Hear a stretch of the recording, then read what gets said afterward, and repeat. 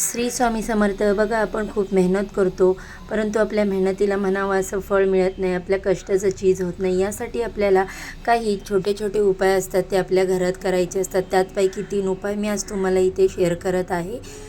तुम्ही खाण्यापिण्याचं बंधन पाळा किंवा पाळू नका, मात्र रोज देवाला तुपाचा दिवा लावा, त्यामुळे लक्ष्मी स्थिर राहते.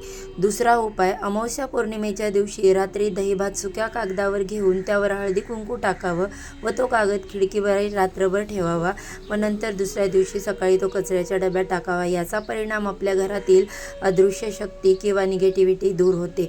आणि तिसरा उपाय तो म्हणजे रोज रात्री जेवताना कागदावर घास काढून ठेवावा व तो हात धुण्याच्या वेळेस उचलून बाहेर घराच्या ठेवावा व नंतर हात धुवावे. याचा परिणाम आपले वास्तुपुरुष व आपले वास्तुदैवत प्रसन्न राहून घरात काहीही कमी पडत नाही. तसेच जर निगेटिव्हिटी असेल तर ती दूर होते.